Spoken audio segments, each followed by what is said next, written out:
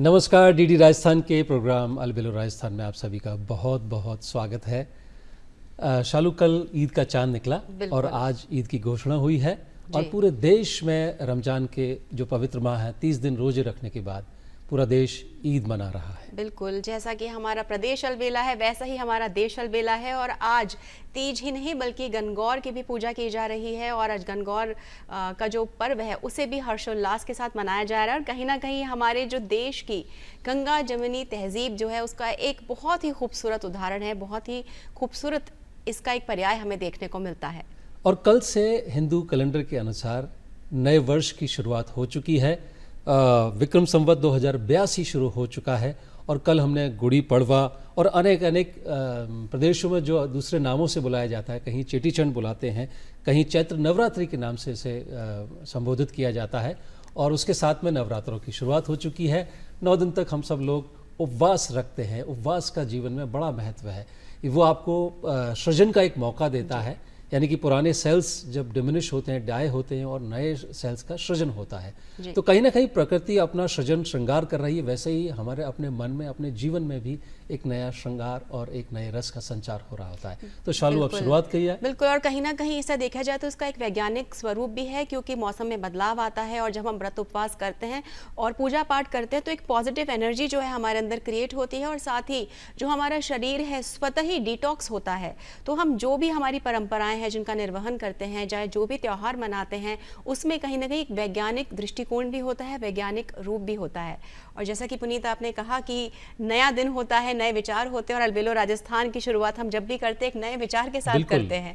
तो आज क्या खास विचार है, बताइए। आज का विचार है डॉक्टर भीमराव अंबेडकर का, जिन्होंने कहा था कि भाग्य में विश्वास रखने की बजाय अपनी शक्ति और कर्म में विश्वास रखना चाहिए। कितनी सुंदर बात कही उन्होंने कि इंसान जो है अक्सर भाग्य पर भरोसा करता है और कर्म करना भूल जाता है। तो हमारा ये उत्तरदायित्व है, हमारा ये कर्तव्य है कि हम अपना काम जो है पूरी निष्ठा से करें, पूरी ईमानदारी से करें और फिर उसका जो फल है वो भाग्य पर छोड़ दें। सिर्फ भाग्य पर विश्वास करने से हमें कभी भी कुछ भी हासिल नहीं हो सकता। और वैसे भी देखा जाए तो यही कहा जाता है कि भाग्य जो है भाग्य विधाता यानी ईश्वर ने लिखा है। तो जो चीज आपके यानी ह्यूमन कंट्रोल में नहीं, उस पर क्या सोच विचार करना। बिल्कुल, आपके विचार में तो आप, आपके कंट्रोल में तो आप खुद हैं। बिल्कुल, यानी कि आपका आज का दिन है। बिल्कुल। तो आज क्या करना है उस पर विचार कीजिए और उसमें काम करने में लग जाइए।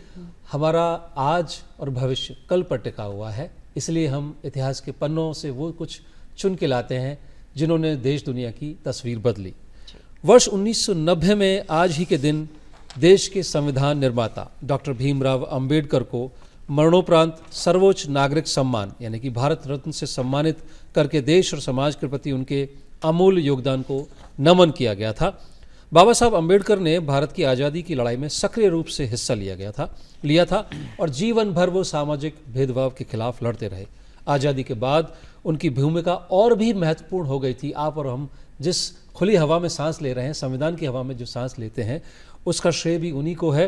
भारत के राष्ट्र के जो संविधान निर्माण का दायित्व था वो उन्हीं को सौंपा गया था। ऑफकोर्स उनके साथ में और भी कई लोग जुड़े हुए थे, लेकिन उनकी लीडरशिप में ही संविधान का निर्माण किया गया था। और मैं बताना चाहूँगा कि विश्व का सबसे बड़ा संविधान है और सबसे ज़्यादा अंग्रेजी भाषा में वर्जन जो है उसमें सबसे ज़्यादा शब्दों का प्रयोग किया गया है।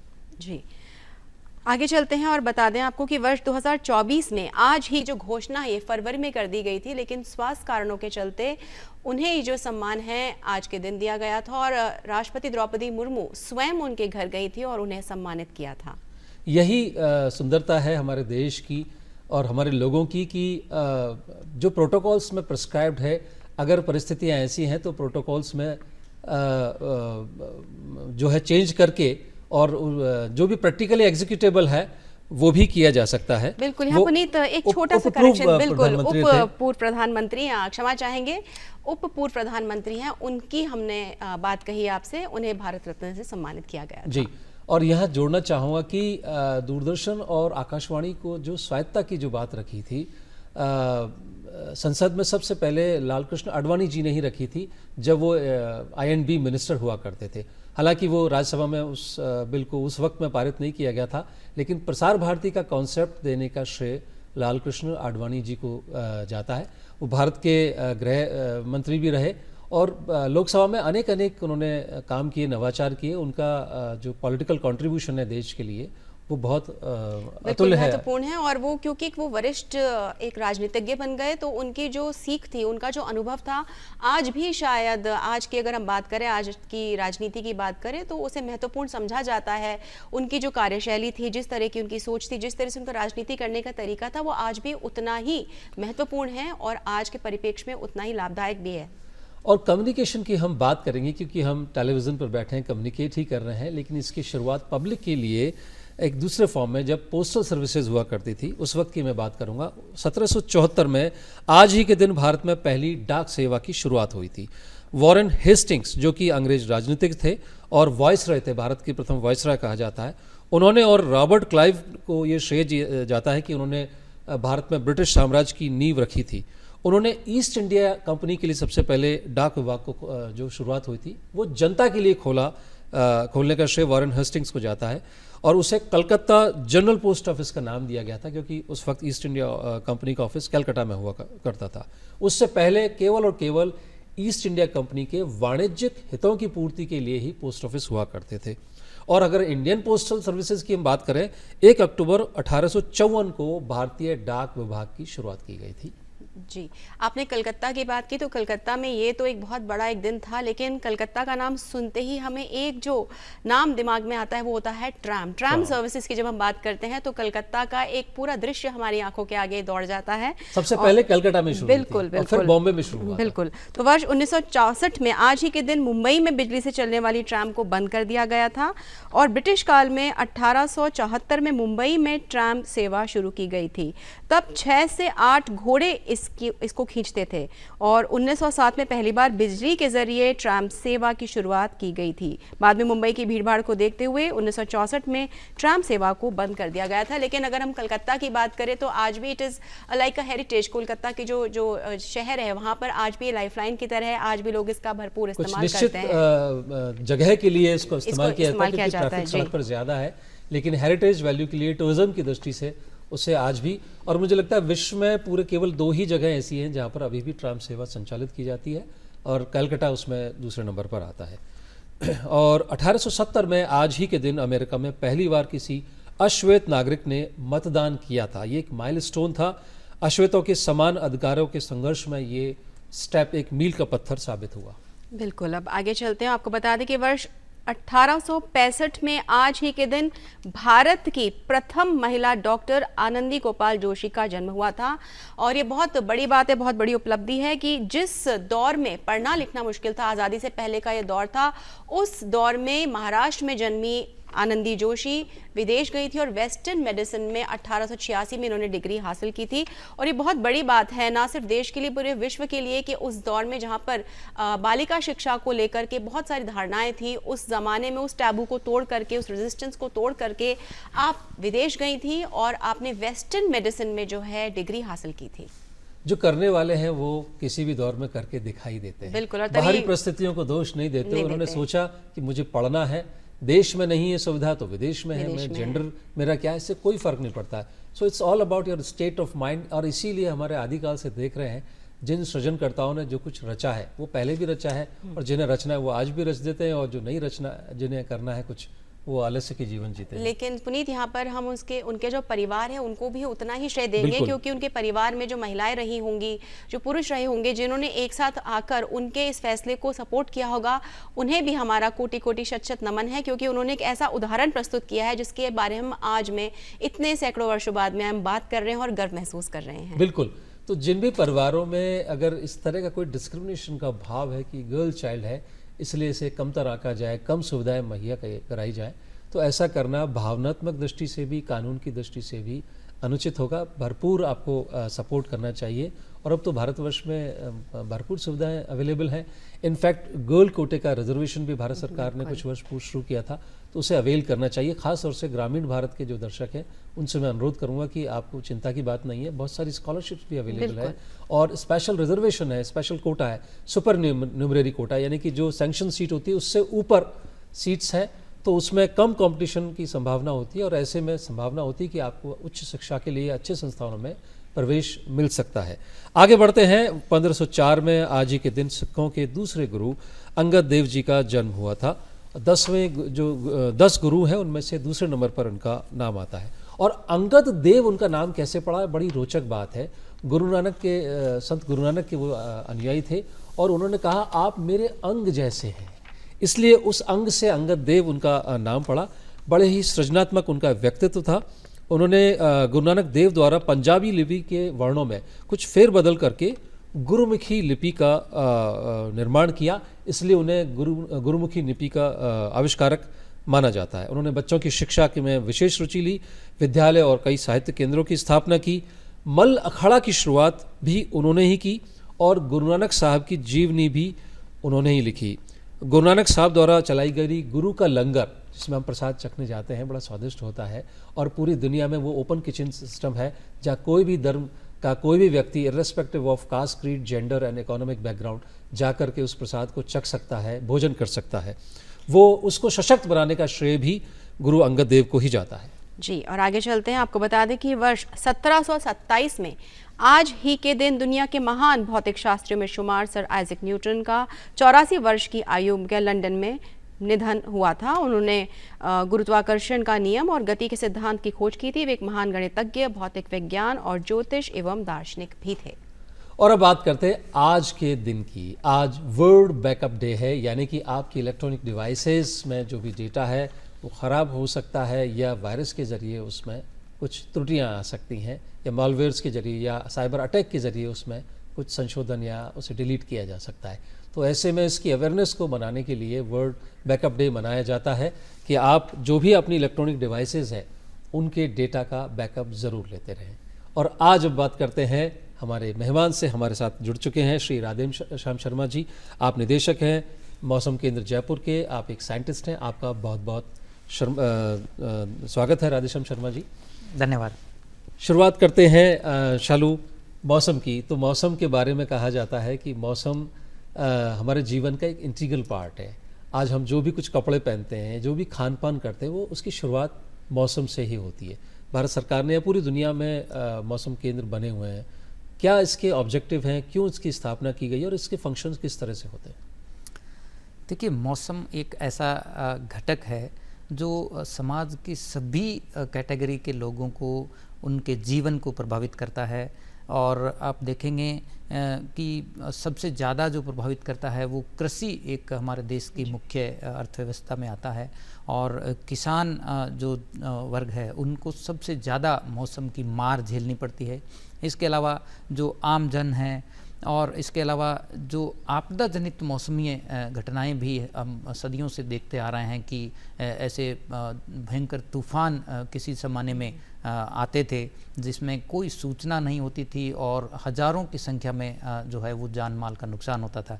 लेकिन आप देखेंगे, जैसे आपने अभी बात की, ब्रिटिश इंडिया काल में ही उस दौर में ये महसूस किया गया कि भारत में भी एक मौसम विभाग की स्थापना की जाए ताकि लोगों को आपदा जनित मौसम की समय पूर्व चेतावनी जारी कर उनके जान माल के नुकसान को कम किया जा सके। तो 1875 में पहली बार भारत मौसम विज्ञान विभाग की आधिकारिक रूप से स्थापना की गई थी और इसी वर्ष जनवरी में 150वीं स्थापना वर्ष मौसम विभाग ने सेलिब्रेट भी किया है। तो इसका जो मुख्य उद्देश्य है वो जो प्राकृतिक आपदा मौसम से संबंधित जो आती है उस आपदा को समय पूर्व भांप करके, उसका आकलन करके वैज्ञानिक तरीके से और समय पूर्व चेतावनी को स्टेट एडमिनिस्ट्रेशन को, आपदा प्रबंधन विभाग को जारी कर दिया जा सके ताकि समय पूर्व एक्शन लिया जाए। यदि किसी स्थान पे बहुत भयंकर कोई आपदा जनित मौसम जैसे तूफान या भारी बारिश जैसा होना की संभावना है तो उस स्थान को वैकेट किया जा सकता है और जो जान माल का नुकसान है वो कम किया जा सकता है। इसका जो उदाहरण है वो पिछले एक दशक में जितने भी इंटेंस साइक्लोन्स अभी इंडियन रीजन में आए हैं, आप देखेंगे कि उसमें कैजुअलिटी का जो आंकड़ा है और आज से 10 साल पहले के तूफानों के यदि देखेंगे, और बिल्कुल हम याद कर सकते हैं 2023 में बिपरजॉय आया था और उसकी पहले से ही पूर्वानुमान आ चुका था और किस तरह की तैयारियां प्रशासन ने की थी। बिल्कुल, राजस्थान के लिए देखें तो ये साइक्लोन प्रॉन क्षेत्र नहीं माना जाता है, क्योंकि हमारे प्रदेश से सीधा समुद्र की सीमा नहीं लगती है। लेकिन जो क्लाइमेट चेंज का जो दौर है, इसमें एक्सट्रीम वेदर की संख्या में पिछले कुछ सालों में बढ़ोतरी दर्ज की गई है। और 2023 में जैसे आपने बताया कि बिपरजॉय साइक्लोन गुजरात से क्रॉस करके सीधा साउथ राजस्थान में एंटर किया था। और ये टेक्निक का कहें या मौसम विभाग के जो पूर्वानुमान की जो एक्यूरेसी की जो वजह से ही इसका 4 से 5 दिन पहले समय रहते इसका सटीक पूर्वानुमान किया गया था। प्रशासन की तरफ से भी देखें तो आपदा प्रबंधन विभाग ने समय पूर्व एक्शन लिया। वहाँ पे आप देखेंगे दक्षिणी राजस्थान के जालौर, इसके अलावा सिरोही और जो आसपास के पाली वगैरह जिलों में करीब 25 से 30 हज़ार जो लोगों को रीलोकेट किया गया था, जो बेघर थे। और वो ऐसा रीजन है जहाँ पे जिस समय वो तूफान आया उस समय लोगों को उम्मीद भी नहीं कि 20 से 30 mm बारिश भी हो सकती है क्या। और आप मानेंगे नहीं कि 2 से 3 दिनों के अंदर, मतलब ड्यूरिंग 48 आवर्स इतना बारिश वहाँ पे हुआ था जितना पूरे साल भर में उस क्षेत्र में नहीं होता है। 700-800 mm से भी ज़्यादा बरसात 2 दिन के अंदर हो चुका था। तो यदि एक्शन नहीं लिया जाता तो जो मरने वालों का जो आंकड़ा अभी नॉमिनल है, 5-7 की संख्या में वहाँ पे उस समय भी डेथ हुई थी, यदि एक्शन नहीं लिया जाता है तो वहाँ 100 से ज़्यादा की भी कैजुअलिटी हो सकती थी। तो मुख्य जो उद्देश्य है मौसम विभाग का, वेदर मॉनिटरिंग, इसके अलावा मौसम सेवाएं प्रदान करना। और आज के दौर में इसमें इसका जो फोरकास्ट का जो लीड टाइम है उसमें भी निरंतर बढ़ोतरी हो रही है। एक ज़माना था 10 साल पहले देखेंगे तो मुश्किल से 24 से 48 घंटों तक का भी पूर्वानुमान की जारी करना मुश्किल था और उसकी सटीकता भी कम थी। अब यदि देखें तो निरंतर जो टेक्नोलॉजिकल एडवांसमेंट हो रहा है इसमें लीड टाइम में बढ़ोतरी हुई है। आप शॉर्ट रेंज फोरकास्ट देखेंगे तो करीब 90% से ज़्यादा एक्यूरेसी के साथ में, यानी अगले 48 घंटों की यदि फोरकास्ट देखें तो 90% से ऊपर एक्यूरेसी है। इसके अलावा यदि 3 से 5 दिन की जो एक्यूरेसी की बात करें, आगे 3 से 5 दिनों के समय की बात करें तो करीब 80% तक की एक्यूरेसी है। 5 दिन से और ज़्यादा यदि लीड टाइम होगा तो एक्यूरेसी थोड़ी घटती है, 70% तक वो भी एक्यूरेसी है।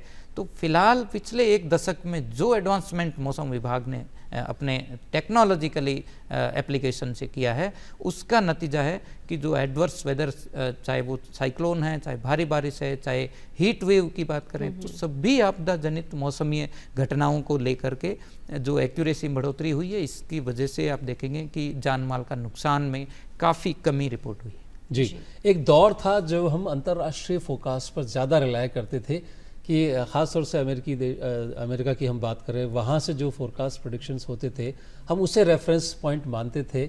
लेकिन जैसा आपने बताया कि एक्यूरेसी काफ़ी बढ़ी है इसकी, और जो लीड टाइम है वो भी, उसका जो इंटीमेशन है वो पहले होने से आप जो भी मेजर्स हैं, प्रिकॉशंस हैं, वो पहले ले सकते हैं।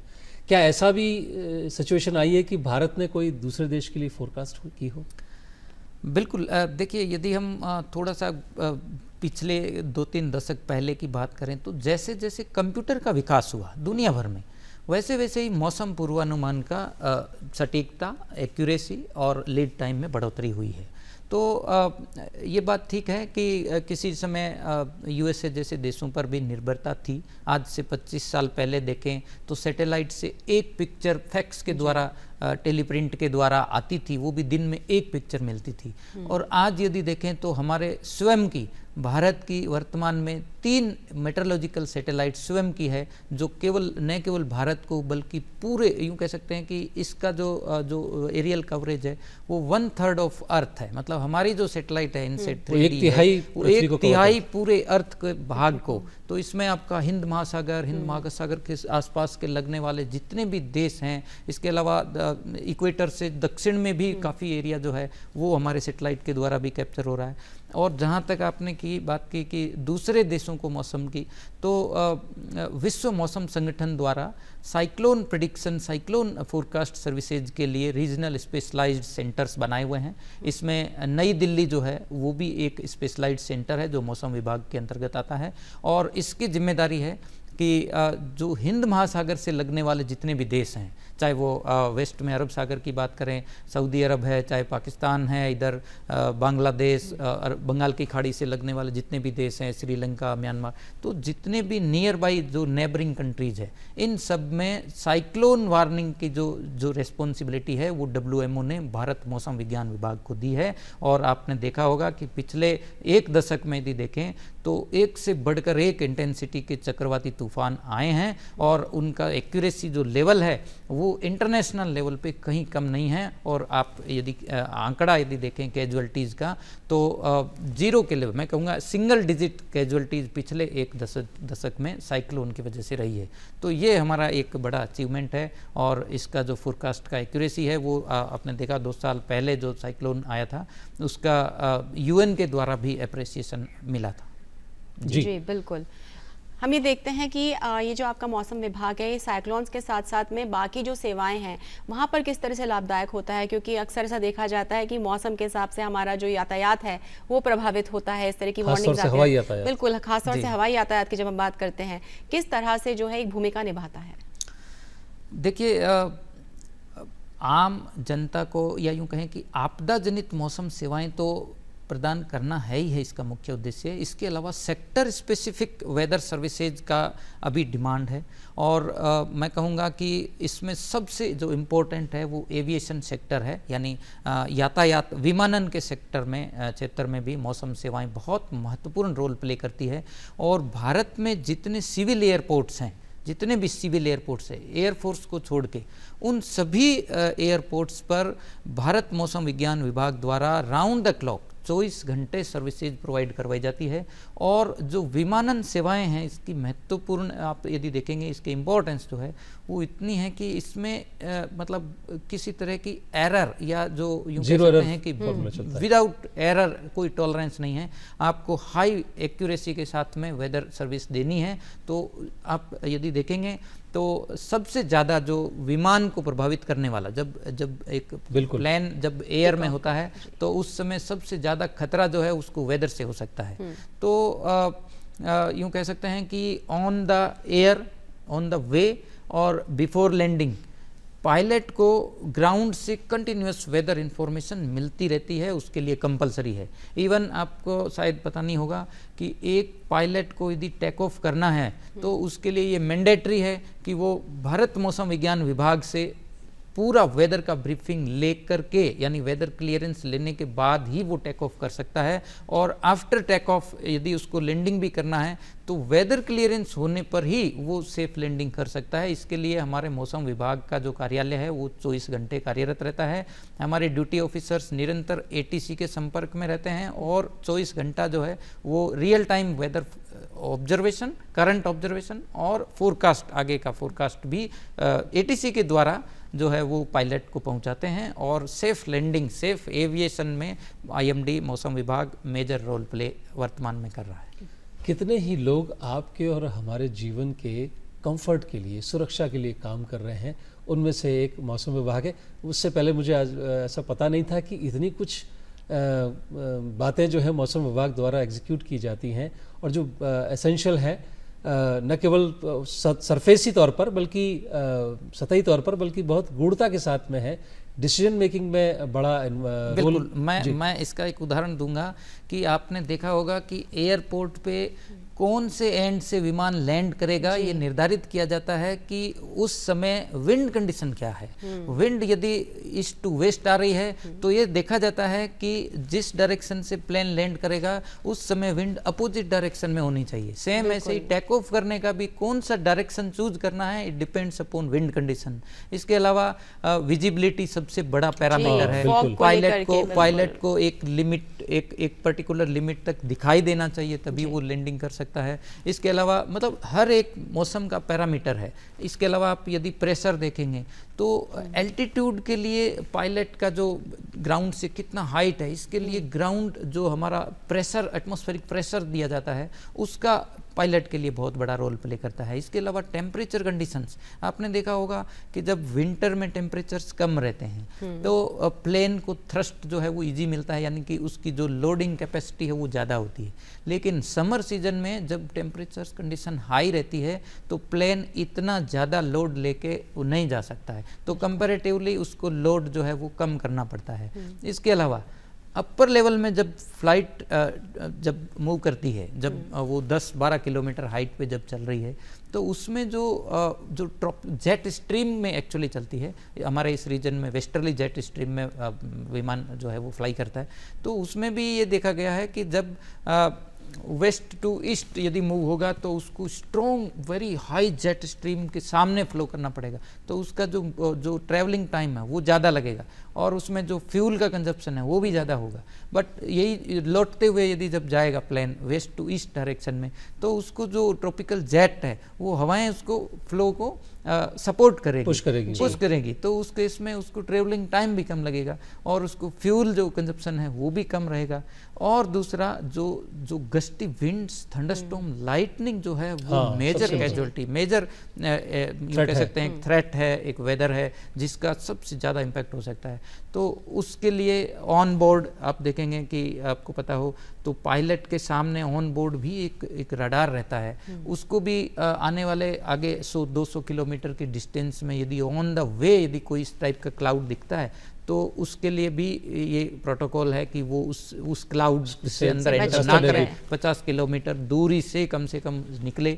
दूसरा, यदि सरफेस पे सडनली यदि कोई वेदर खराब हो गया, अचानक तेज आंधी आ गई या लाइटनिंग जैसी केस हो, या मान लीजिए विजिबिलिटी अचानक से कम हो गई, तो उस केस में स्पेशल प्रिकॉशंस लेना का प्रावधान है। और ये जब तक मौसम कंडीशंस फिट नहीं होती हैं तब तक उसको परमिशन नहीं मिलती। कितनी बड़ी बात है कि जहां पर एक पायलट का लगता है उसकी जिम्मेदारी सिर्फ इतनी कि विमान को उड़ाकर ले जाना और उन यात्रियों को जो है सुरक्षित लैंड करवाना, वहां पर आपके ऊपर बहुत बड़ी जिम्मेदारी है कि पायलट, विमान, तमाम जितने भी रिसोर्सेज उन सब का ध्यान रखा जाए और ये देखा जाए कि वो जो विमान है वो बहुत ही सरलता के साथ में, बिल्कुल एटमॉस्फेरिक कंडीशंस के साथ में वो टेक ऑफ करे और लैंड करे, जिससे पायलट भी सुरक्षित रहे, रिसोर्स भी सुरक्षित रहे, यात्री भी सुरक्षित रहे। तो बहुत बड़ा काम है। विश्वास नहीं डगमगाता। आप देखिए कि लोगों को एक हवाई दुर्घटना हो जाती है तो आप देखना कैंसलेशंस होने लग जाते हैं, लोग अवॉइड करते हैं कि नहीं अभी इन दिनों हवाई यात्रा सुरक्षित नहीं है। कृषि भारत में महत्वपूर्ण रोल प्ले करती है इकोनॉमी के लिए खासतौर से, और करोड़ों लोगों के घर जो है कृषि से जुड़े व्यवसाय से पनपते हैं। तो आपका जो विभाग है किस तरह से एक इंटीग्रल पार्ट है और किस तरह से इसमें फ्यूचरिस्टिक स्कोप्स एग्रीकल्चर सेक्टर के लिए बन रहा है? देखिए, कृषि मौसम सेवाएं भी भारत मौसम विभाग का एक मुख्य सेवाएं हैं और इसमें न केवल मौसम विभाग बल्कि जो कृषि अनुसंधान जो ऑर्गेनाइजेशंस हैं, चाहे वो कृषि विभाग राज्य सरकार है, इसके अलावा कृषि विश्वविद्यालय हैं, बहुत सारे हमारे कृषि विज्ञान केंद्र हैं, केवीकेज हैं, तो इन सभी संस्थाओं के साथ मिलके नियमित रूप से मौसम विभाग की तरफ से कृषि मौसम एडवाइजरी जिसे बोलते हैं, फार्मर्स के लिए ये एक एडवाइजरी जारी होती है और ये वर्तमान में सप्ताह में 2 बार हम लोग जारी करते हैं और उसमें अगले 1 सप्ताह के दौरान कैसा मौसम रहेगा उस मौसम के अनुसार जो हमारे कृषि जो एक्सपर्ट हैं उनके द्वारा यूँ समझिए कि एक एडवाइजरी तैयार की जाती है कि यदि मौसम आने वाले समय में ऐसा रहेगा और वर्तमान में किसान भाई की जो फसलों का पोजीशन ये है तो उसके अनुसार उनको क्या एक्शन लेना चाहिए। यदि ज़्यादा बारिश का अनुमान हो रहा है तो उसमें हो सकता है कि कोई रोग पनपने की संभावना हो, या हो सकता है कि उसमें स्प्रे को डिले करना पड़ सकता है ताकि बारिश के असर से उसका स्प्रे का इम्पैक्ट ख़त्म ना हो जाए। तो इस प्रकार से बहुत सारे एडवाइजरीज जो है वो आने वाले समय में मौसम पूर्वानुमान के आधार पर निर्धारित की जाती है और उसको मैं कह रहा हूँ कि रेगुलर नियमित रूप से किसान भाइयों को उपलब्ध कराई जाती है। और आजकल तकनीक का ज़माना है, मैं आपको बताऊंगा कि हमारे यहाँ पर दिन में बहुत बार मतलब ज़्यादातर जो कॉल या इंक्वायरी जो आती है वो किसान भाइयों की नियमित रूप से रहती है। जैसे अभी रबी का फसल चल रही है, रबी की हार्वेस्टिंग का टाइम चल रहा है, तो किसानों की फसलें कटकर बाहर खुले आसमान में पड़ी है। और अभी यदि बहुत हल्की बारिश भी होती है तो इसका जो इम्पैक्ट है वो बहुत बड़ा हो सकता है। साल भर की जो 6 महीने की जो मेहनत करके किसान भाई अब जो फाइनल स्टेज पे हैं, उसमें यदि थोड़ी सी भी बारिश से उनको नुकसान होता है तो ये बहुत बड़ा नुकसान हो सकता है। तो कहने का मतलब है कि मौसम का जो पूर्वानुमान है वो किसान भाइयों के लिए बहुत ज़्यादा महत्वपूर्ण है। और आजकल जागरूक किसान जो सोशल मीडिया का भी उपयोग करते हैं वो डायरेक्ट मौसम विभाग से जुड़े हुए हैं, नियमित रूप से वो इन्फॉर्मेशन लेते हैं और अपने कामकाज को उसके अनुसार ही करते भी हैं। बिल्कुल, जब इन्फॉर्मेशन जी मैं इसमें सूचना से जुड़ी बात कहूँगा, फिर आपके साथ जारी रखेंगे। लोकेशन बेस्ड एसएमएस सर्विस के बारे में मैंने कहीं सुना था, और कभी मैंने देखा कि मौसम विभाग की तरफ से लगातार अलर्ट आते रहते हैं, अलर्ट्स मैसेजेस भी आते हैं हीट वेव को लेके या अंधड़ या बिजली चमकने को लेकर के। जी देखिए, पिछले 2 साल में यदि देखें तो ये एक वेदर इंफॉर्मेशन शेयरिंग पर भी काफ़ी काम हुआ है। डिसमिनेशन ऑफ इंफॉर्मेशन, बिल्कुल, क्योंकि वेदर फोरकास्ट एक फोरकास्ट करना एक अलग चीज़ है और उस फोरकास्ट को यूजर एंड तक पहुंचाना एक दूसरा काम है। तो वेदर डिसेमिनेशन के लिए कॉमन अलर्ट प्रोटोकॉल नाम से एक नई सर्विस जो है वो एनडीएमए के द्वारा यूँ कह सकते हैं शुरू की गई है। यस, आपदा प्रबंधन विभाग और मौसम विभाग के द्वारा जॉइंटली एक सर्विस है। इसमें GIS बेस्ड, यूँ कह सकते हैं कि जियो रेफरेंसिंग बेस्ड एक पोर्टल डिज़ाइन किया गया है, और जिस पर्टिकुलर रीजन के ऊपर में यदि कोई वेदर एक्टिविटी अगले 2 घंटे 4 घंटे में या अगले 2 दिन में होने की संभावना है, जिसका इम्पैक्ट लार्ज स्केल पे होगा, तो उस पर्टिकुलर एरिया को हमारे ड्यूटी ऑफिसर के द्वारा मार्क करके उसमें क्या वेदर हो सकता है, क्या एडवाइजरी की ज़रूरत है, तो वो हमारे विभाग की तरफ से अपडेट किया जाता है। और आपदा प्रबंधन विभाग के द्वारा ये पब्लिक तक क्विकली, यानी कि कई बार ऐसा होता है कि लीड टाइम बहुत कम रहता है, तो ऐसे में ये एक बहुत बढ़िया प्लेटफॉर्म है जिसके द्वारा तुरंत जो है वो मोबाइल ऐप भी है जिसको डाउनलोड किया जा सकता है। बिल्कुल, इसको मोबाइल ऐप भी है। आप दर्शकों को मैं बता दूं कि आप मोबाइल ऐप कैप सचेत के नाम से है, CAP कॉमन अलर्ट प्रोटोकॉल, और सचेत के नाम से आप अपना मोबाइल में भी इंस्टॉल कर सकते हैं। जैसे ही आपके क्षेत्र में यदि कोई वार्निंग अपडेट होगी तो एक नोटिफिकेशन आएगा। समटाइम्स हो सकता है कि SMS के द्वारा नेटवर्क डिले हो, क्योंकि कई बार देखा जाता है कि बल्क में जब मैसेज भी ट्रांसमिट होते हैं तो ऑपरेटर्स के द्वारा भी टेक्निकली डिले होता है। बट ऐप के द्वारा देखेंगे तो इसमें इतना कुछ डिले नहीं है, रियल टाइम पर आपको इन्फॉर्मेशन मिलनी जरूर है। बिल्कुल, और जैसे ही अब तो ये भी देखते हैं कि जब बड़े बुजुर्गों के फ़ोन पे वो SMS आता है तो वो भी एक जुड़ाव महसूस करते हैं, और कहीं ना कहीं जो तकनीकी एडवांसमेंट्स हम देख रहे हैं, जो उसमें नवाचार देख रहे हैं, उसमें एक बहुत महत्वपूर्ण भूमिका हो जाती है आप लोगों की कि हर व्यक्ति तक वो सूचना पहुँचे। राधेश्याम जी, बताइए कि जब हमने एडवाइजरी की बात करी तो ये कृषकों के लिए तो होती है, लेकिन हमारे देश में कई ऐसे लोग हैं जो समंदर में भी काम करते हैं, जो मछुआरे हैं, उनके लिए भी टाइम टू टाइम जो है एडवाइजरी जारी होती रहती है। तो क्या IMD की वहाँ भी एक विशेष भूमिका रहती है? बिल्कुल, यस, ये मैं बताऊंगा कि जो डीप सी जो यूँ कह सकते हैं कि समुद्र तट से जो 100 किलोमीटर, कुछ ऐसे मछुआरे भी होते हैं जो इससे भी ज़्यादा अंदर चले जाते हैं, और उनको रियल टाइम वेदर का इन्फॉर्मेशन मिलना बहुत ज़रूरी है।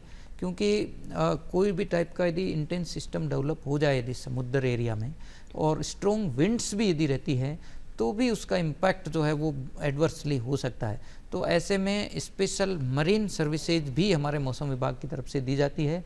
नियमित रूप से जो इंडियन ओशियन का जो रीजन है वो अरब सागर और इधर बंगाल की खाड़ी के पूरे क्षेत्र में कहीं भी यदि कोई एडवर्स वेदर कंडीशंस बन जाती है या बनने की संभावना हो, तो उस समय से पहले यूँ कह सकते हैं कि मछुआरों के लिए और भी दूसरी एजेंसी जो काम करती है, चाहे हमारे नेवी है, इंडियन नेवी के भी ऑफिसर्स उसमें काम करते हैं। इसके अलावा ONGC वगैरह जितने भी जो अलग अलग पेट्रोलियम रिग्स ऑर्गेनाइजेशंस हैं जो के जो समुद्र में लोग लगी हुई हैं, हैं। उन सब के लिए ये बहुत इम्पोर्टेंट वैल्यूएबल इंफॉर्मेशन है। यदि साइक्लोन वगैरह फॉर्म होता है या समटाइम्स डिप्रेशन भी हो, साइक्लोन से यदि नीचे कैटेगरी का भी सिस्टम बनता है तो उसका भी असर जो है वो समुद्र क्षेत्र में देखने को मिलता है। तो वैसे में समय रहते यदि पूर्वानुमान हो तो वो उनका अकॉर्डिंगली एक्शन लेते हैं और नुकसान को कम करते हैं। सी ट्रांसपोर्ट हमारे इकोनॉमी में, ट्रेड, कॉमर्स में बड़ा रोल प्ले करता है। जितने भी हैवी ड्यूटी ट्रांजिट्स हैं,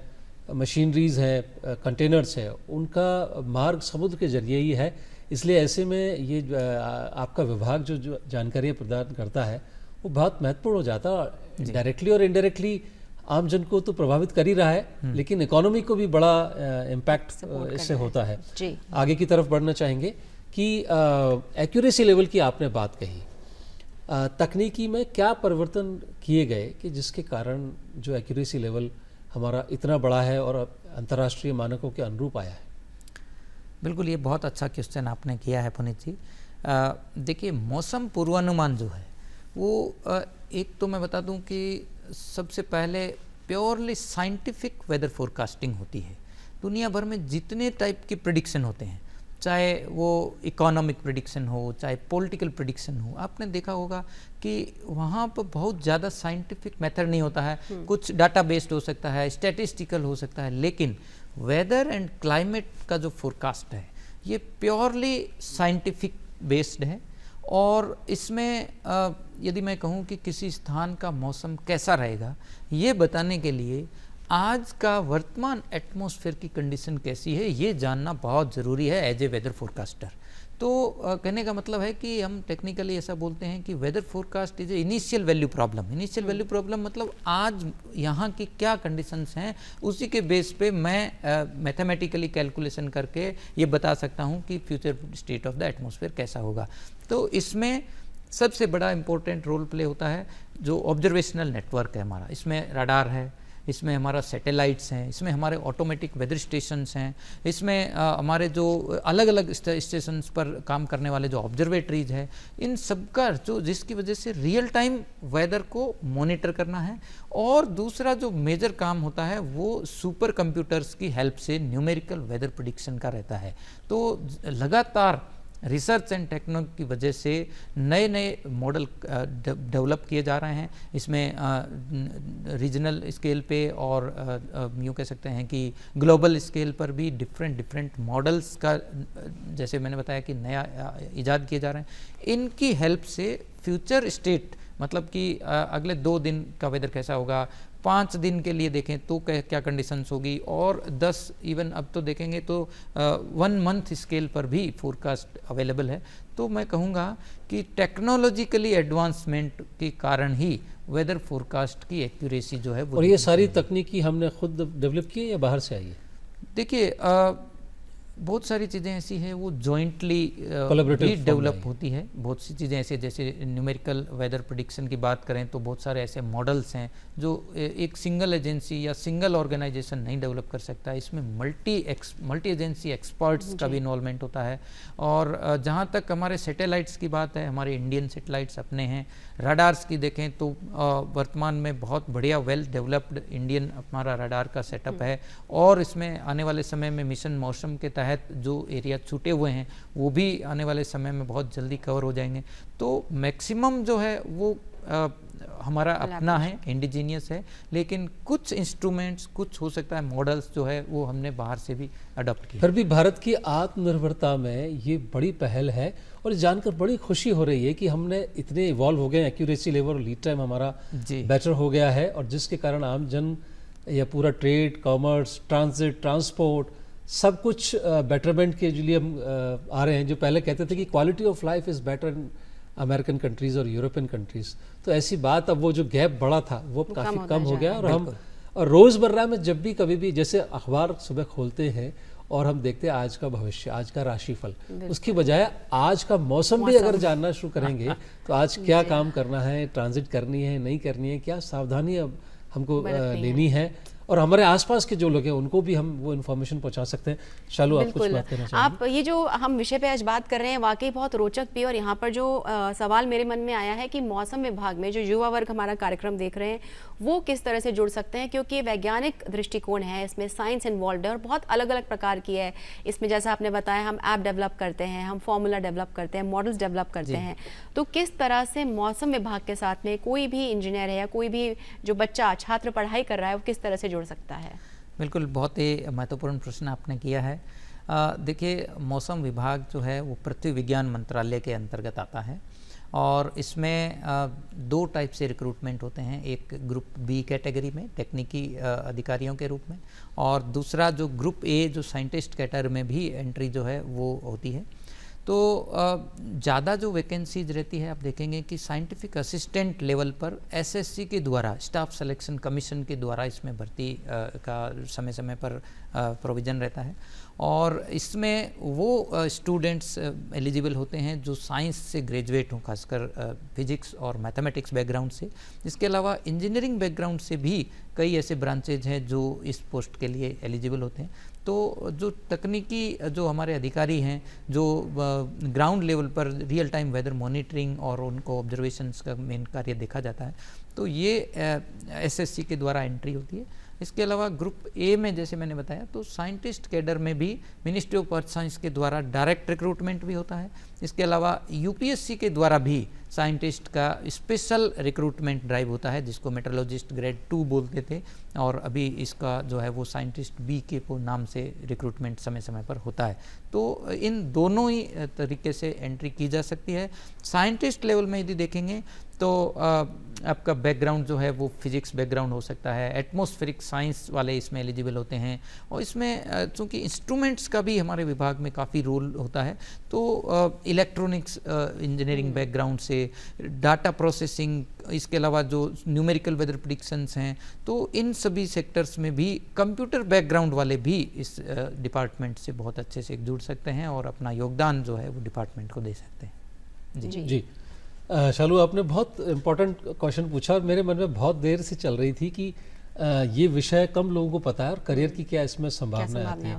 लेकिन मैं वापस हमारे मूल प्रश्न पर आता हूँ कि आपके जो रोल हैं उसमें हमने सेक्टर स्पेसिफिक भी बात की, एग्रीकल्चर के लिए भी बात की और ट्रांसपोर्टेशन के लिए भी बात की, लेकिन जो डिज़ास्टर मैनेजमेंट है, जैसे हमने अभी देखा कि अर्थक्वेक भी आया है या फ्लड होती है या थंडरस्टॉर्म की बात आती है, किस तरह से मौसम विभाग जो डिज़ास्टरस पैरामीटर्स हैं, एक्टिविटीज़ हैं, उनको चेक पॉइंट दे सकता है, उनको कंट्रीब्यूट कर सकता है? बिल्कुल, देखिए, सबसे बड़ा जो रोल मैंने जैसे बताया है कि आपदा प्रबंधन में मौसम विभाग रोल प्ले कर रहा है।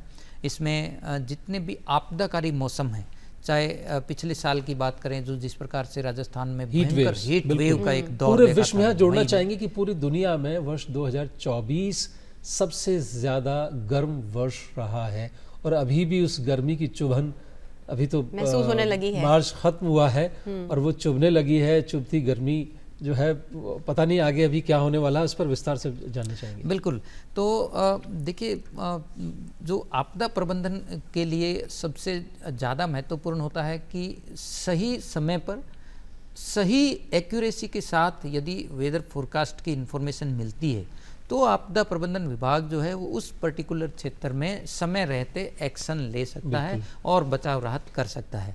तो आप देखेंगे कि पिछले साल यदि हीट वेव की भी बात करें तो मौसम विभाग द्वारा जो लॉन्ग रेंज फोरकास्ट जो मार्च में ही जारी कर दिया गया था, तो उसमें ये क्लियर कट इंडिकेशन थे कि इस वर्ष एक्सट्रीम हॉट कंडीशंस रहेंगी। इस वर्ष जो हीट वेव की जो फ्रीक्वेंसी जो रहेंगी वो भी सामान्य से डबल रहेंगी, ज़्यादा रहेंगी। तो ऐसे में मैं आपको बताऊं कि पहली बार मार्च महीने से ही सभी विभागों ने अपने स्तर पर हीट वेव से बचने के लिए मिटिगेशन के लेवल पे अपनी तैयारियां शुरू कर दी। इसमें हेल्थ सेक्टर सबसे इम्पोर्टेंट है कि स्वास्थ्य विभाग ने भी इस चीज़ को बहुत सीरियसली लिया कि यदि मई में या अप्रैल में ऐसी परिस्थिति आती है, तो अभी मार्च चल रहा है, अभी ये समय है, हम अपने सुविधाओं को, अपने फैसिलिटीज़ को अभी से देख लें कि सूटेबल वहाँ पे, क्योंकि जब टेम्परेचर हाई होता है, एक लेवल से ज़्यादा टेम्परेचर बढ़ने लगता है, तो ये देखा जाता है कि हॉस्पिटल्स में पेशेंट्स की संख्या एकदम से बढ़ जाती है। तो ऐसे में हॉस्पिटल्स को भी मैनेजमेंट करना एक बहुत चैलेंजिंग हो जाता है कि एक लिमिट से ज़्यादा पेशेंट्स को कैसे डील करना है। इसके अलावा मेडिसिन्स का यदि शॉर्टेज हो जाता है, तो उस समय कौन सी मेडिसिन कहाँ से मिलेगी, या यदि लू की परिस्थितियाँ आने वाले समय में है, तो उसके लिए जो आवश्यक दवाएं हैं उसका स्टॉक पहले से करके रखें। तो ये सब चीज़ें जो है वो प्लानिंग के तौर पे सबसे बड़ा मेजर रोल प्ले पहले से ही करता है। इसके बाद जब मीडियम रेंज में जब फोरकास्ट आती है, तो प्रशासन को जो सिचुएशन है उसके हिसाब से एक्शन लेना पड़ता है। जैसे यदि हीट वेव या सीवियर हीट वेव की परिस्थिति किसी क्षेत्र में जारी हो जाती है, तो उनका भी एक हीट एक्शन प्लान बना हुआ है प्रशासन का भी, उसके अनुसार उस क्षेत्र में कब विद्यार्थियों के लिए स्कूल्स का छुट्टी करना है या स्कूल्स का टाइमिंग चेंज करना है, ताकि जो एक्सट्रीम हॉट वेदर जो आवर्स हैं उनसे बचा जा सके, या जो हमारे लेबरर्स हैं जो खुले आसमान में कड़ी धूप में काम कर रहे हैं, उनके लिए वर्किंग आवर्स भी रीशेड्यूल करना जरूरी है कि वो हो सकता है कि दोपहर के जो 4 घंटे हैं उनको अवॉइड कर दिया जाए, अर्ली मॉर्निंग या इवनिंग लेट आवर्स में यदि काम हो जाए। तो ऐसे बहुत सारे स्टेप्स हैं जिनको समय रहते पॉलिसी बना करके यदि लागू किया जाए, तो उसका जो असर है जो आपदा जनित मौसम का, वो कम हो सकता है। इसी प्रकार भारी बारिश की बात करें तो पिछले साल आपने देखा राजस्थान में 100 साल से ज़्यादा का रिकॉर्ड बारिश रिपोर्ट हुई है लास्ट ईयर। तो ये अपने आप मैं कहूँगा कि क्लाइमेट चेंज का भी एक असर है। लगातार पिछले 10 सालों में देखें तो राजस्थान में बारिश के आंकड़ों में बढ़ोतरी हो रही है, जो एक ड्राई प्रदेश कहा जाता था, लेकिन क्लाइमेट चेंज, ग्लोबल वार्मिंग की वजह से बारिश में बढ़ोतरी हो रही है। प्रदेश की बात करें तो एक्सट्रीम क्लाइमेट कंडीशंस में राजस्थान को तो सर्दियां भी अति में होती हैं, गर्मियां भी, लेकिन अब जो हम एक बदलाव देख रहे हैं, सर्दियों में उतनी सर्दी नहीं, गर्मी में भरपूर गर्मी और बारिश भी लगातार होने लगी है। किस तरह से इन बदलावों के चलते मौसम विभाग अपने आप को जल्दी से बदलता है और आम जनता की सेवा के लिए जैसे आप लोग काम करते रहते हैं, किस तरह से किया जाता है? देखिए, क्लाइमेट चेंज की वजह से जो एक्सट्रीम वेदर कंडीशंस हैं उनमें भी बढ़ोतरी हुई है, और इसका यूँ कह सकते हैं कि क्लाइमेट चेंज जो है वो वेदर फोरकास्टिंग के पॉइंट ऑफ व्यू से वेरी चैलेंजिंग है, क्योंकि एक्सट्रीम यदि जहाँ पे एक दिन में बारिश 100 mm ही होनी थी, वहाँ पे आप देख रहे हैं कि उस लिमिट को क्रॉस करके जा रहा है। टेम्परेचर्स जो अब तक रिकॉर्ड आ रहे थे उनको पिछले 50 सालों का 100 ईयर्स का यदि रिकॉर्ड ब्रेक हो रहे हैं, तो इट मीन्स एक्सट्रीम जो वेदर आ रहे हैं उसका इम्पैक्ट जो है वो बहुत हाई लेवल पे रहेगा। तो ऐसे में वेदर फोरकास्टर के लिए क्लाइमेट चेंज काफ़ी मैं कहूँगा चैलेंजिंग सब्जेक्ट है।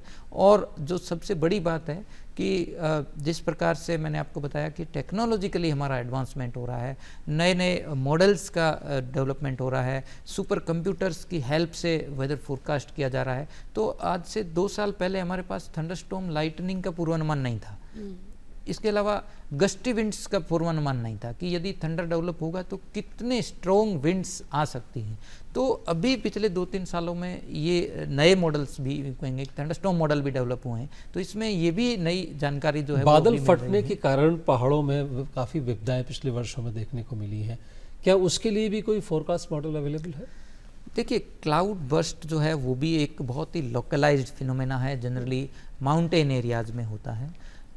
मैं कहूँगा कि ये भी एक बहुत डिजास्टेरियस एक्सट्रीम वेदर है, और जहाँ तक मॉडल एक्यूरेसी की बात है इसमें सुधार ज़रूर हुआ है, लेकिन ये एग्जैक्टली कह पाना कि क्लाउड बर्स्ट एग्जैक्ट इसी एरिया पे होगा, एक बड़ा एरिया के ऊपर में पूरा अनुमान जा सकता है कि इसमें इस लेवल से ज़्यादा की रेन होने के चांसेज हैं, but exact time, exact location कहना, क्योंकि क्लाउड का जो इंटरेक्शन जो माउंटेन एरियाज में होता है वो डिफरेंट तरीके से इंटरेक्शन होता है, तो उस केस में ऑब्जर्वेशनल लेवल पे भी सपोर्ट मिल सकता है। इसके अलावा कुछ मॉडल्स हैं जिनकी हेल्प से हम एक रीजन स्पेसिफिक करके उसमें एक्सट्रीम वेदर का अनुमान जो है वो लगाया जा सकता है, बट स्टिल क्लाउड जो बर्स्ट का जो जिसको बादल फटना जिसे कहते हैं, ये भी एक चैलेंजिंग सब्जेक्ट है। अब मैं हेरिटेज नॉलेज की तरफ आना चाहूँगा कि पुराने समय में जब ये तकनीकी इतनी विकसित नहीं थी, लेकिन लोग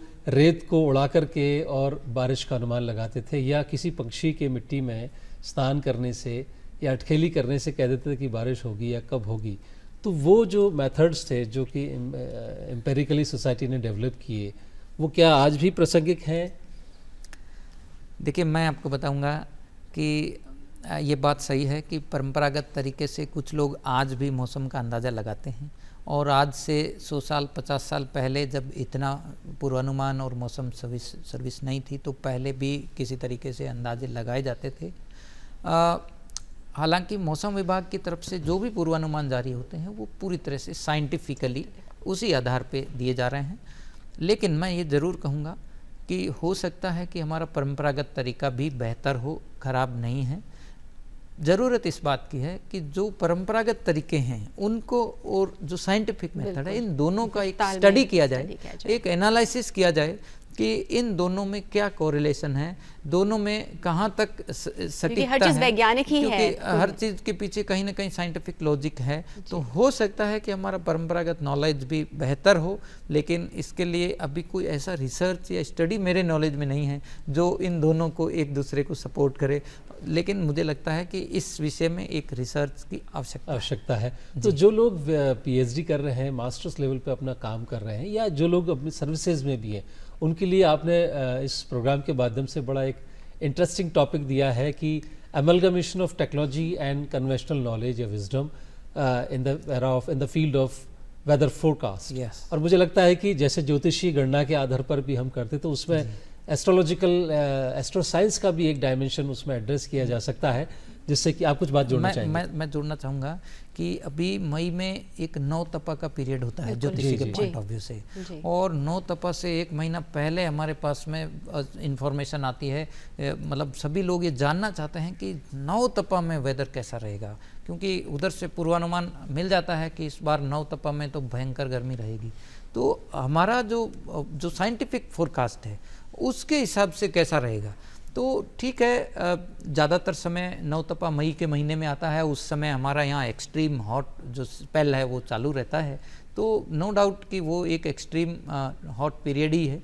लेकिन पिछले 50 सालों में जब भी 9 तपा आया है, उस दौरान एक्चुअल टेम्परेचर्स क्या रहे थे, उस दौरान पे एक बहुत अच्छी स्टडी करके हम लोग इस नतीजे पे पहुंच सकते हैं कि वाकई में 9 तपा जो पीरियड है उसमें एक्चुअल जो टेम्परेचर कंडीशंस हैं उसका कितना मतलब आपस में कोरिलेशन है, क्या मतलब बदलाव हुआ है, और क्या मतलब इसमें संबंध है वास्तव में। यदि ऐसा है तो 9 तपा का मतलब कि वास्तव में हाई टेम्परेचर कंडीशन। लेकिन हम ये देखते हैं जो लगातार बदलाव आ रहा है उसमें कहीं ना कहीं जो पर्यावरण में चेंज है उसके लिए छेड़खानी भी जो हम कर रहे हैं, लगातार हम वृक्षों को काट रहे हैं और बहुत सारी चीज़ें हैं जो अपने एडवांसमेंट के लिए कर रहे हैं, लेकिन उसी का शायद रेपरकशन है कि हम इतने बदलाव, तूफान, आंधी ये सब फेस कर रहे हैं। क्या कुछ किया जा सकता है इसके बारे में, क्योंकि ये एक डिपार्टमेंट की जिम्मेदारी नहीं है, हर व्यक्ति की जिम्मेदारी है। देखिए, ये बहुत ही महत्वपूर्ण विषय है कि हम सब देख रहे हैं कि क्लाइमेट चेंज, ग्लोबल वार्मिंग की वजह से दुनिया भर का वेदर जो है वो अफेक्ट हो रहा है। जो जिसकी हीट वेव की हमने बात करी, इसके अलावा प्रदूषण बढ़ रहा है, इसके अलावा जो पोल्यूशन लेवल विंटर में आप देखिए, है ना, बड़े सिटीज़ में विंटर में 2-2 महीनों तक स्काई क्लियर नहीं हो रहा है, पोल्यूशन का लेवल बढ़ रहा है। ठीक है, इसके अलावा यदि आप देखेंगे जो समर में हॉट कंडीशंस बढ़ रही है, इसका वो दूसरा जो एक इम्पैक्ट बहुत जो महत्वपूर्ण है कि विंटर ख़त्म होने से पहले ही टेम्परेचर कंडीशंस काफ़ी ज़्यादा शुरू हो जा रही है। इसका मतलब है कि मार्च में यहाँ राजस्थान में भी देखें कि जहाँ पे तापमान 36-37 डिग्री से ऊपर नहीं जाना चाहिए, वहाँ टेम्परेचर 42-43 अभी से ही रिपोर्ट हो चुका है। तो ये अपने आप में इंडिकेशन दे रहा है कि आपका जो नेचुरल जो क्लाइमेट सिस्टम है उसमें कहीं ना कहीं चेंजेज आ रहे हैं। तो ये जो है वो किसी भी एंगल से सही नहीं है। आपके एग्रीकल्चर के पॉइंट ऑफ व्यू से तो यदि देखें तो सबसे ज़्यादा नुकसानदायक है। बस विदा होने से पहले जानना चाहेंगे कि गर्मी अब शुरू हो ही गई है, तो ऐसे में क्या फोरकास्ट है और किस तरह की सावधानियां लोगों को रखनी चाहिए जिससे वो सुरक्षित रह सकें? देखिए, लॉन्ग रेंज फोरकास्ट मौसम विभाग की तरफ से इस समर सीजन में किया जा चुका है। इसके हिसाब से इस बार सामान्य से अधिक तापमान रहने की संभावना है। हीट वेव की बात करें तो हमारे राजस्थान में भी कई ऐसे इलाके होंगे जहाँ पे सामान्य से डबल हीट वेव कंडीशंस दर्ज होने की संभावना है। यानी कि औसतन देखें तो साउथ वेस्ट और वेस्ट राजस्थान में ज़्यादातर जो इलाके जहाँ पे ज़्यादा हीट कंडीशंस रहती है वहाँ पे 8 से 10 दिन पूरे सीजन में हीट वेव औसतन होता है। तो इस बार उम्मीद है कि जितना औसत है उससे डबल के आसपास हीट वेव कंडीशंस बन सकती है। फिलहाल देखें तो राजस्थान में ज़रूर टेम्परेचर्स कम चल रहे हैं, 3-4 दिनों से उत्तरी हवाओं का असर है, लेकिन अप्रैल का जो फर्स्ट वीक जैसे शुरू होगा 3-4 अप्रैल तक देखेंगे फिर 40 डिग्री क्रॉस होगा। और उम्मीद है कि अप्रैल और जो मई का जो पीरियड है, सावधानी की बात करें तो जो एक्सट्रीम हीट जो समय होता है दोपहर में विशेष रूप से अपने आप को बचाव करें। यदि बहुत आवश्यक नहीं है तो ना निकलें। इसके अलावा जो बुजुर्ग और जो बच्चे हैं या जो गर्भवती महिलाएं हैं उनको भी हीट का स्ट्रेस हो सकता है, और जो हमारे पालतू जानवर हैं उनका भी हीट में इस अत्यंत भारी गर्मी से बचाव के समुचित उपाय करें। जी, राधेश्याम शर्मा जी, आप स्टूडियो में आए और बहुत सारी जानकारी हमारे साथ साझा की, और हमें अंदाज़ा ही नहीं था कि मौसम विभाग हमारे लाइफ के लिए कितना वाइटल रोल प्ले कर रहा है, हर सेक्टर को अफेक्ट करता है। हम बड़े हल्के में लेते हैं कि मौसम विभाग ने ये एडवाइजरी जारी की या एक फोरकास्ट जारी की है, पर उस पर कभी भी हम उसकी गहराई को नहीं समझते थे कि उसका उद्देश्य क्या है, पूरे जीवन को, पूरे मानव समुदाय को किस तरह से अफेक्ट करता है। शुभेच्छाएं आपको देते हैं कि आपका विभाग इसी प्रकार लोगों के लिए नए नए नवाचार और सूचनाएं देता रहे, जिससे लोग सुरक्षित रहें और जीवन में आनंद आता रहे। और आपकी आज के आनंद के लिए आपको पुनः धन्यवाद देते हुए दर्शकों से लेते हैं विदा। नमस्कार।